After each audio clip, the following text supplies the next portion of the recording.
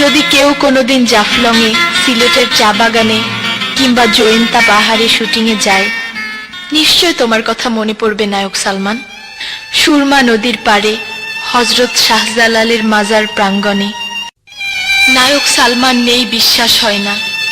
এই পৃথিবীর বুকে নতুন কোনো ছবিতে অভিনয় করতে আর আসবে না আমাদের প্রিয় নায়ক সালমান।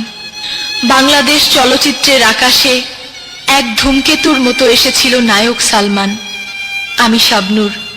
আমার বিশ্বাস নায়ক সালমান শাহ যুগে যুগে চির অমর হয়ে থাকবে তার ভক্তদের হৃদয়ে। সিলেটের পুণ্য মাটির সাথে মিশে আছো আমাদের প্রিয় নায়ক সালমান। তোমার আত্মার শান্তি হোক পবিত্র ভূমির স্পর্শে।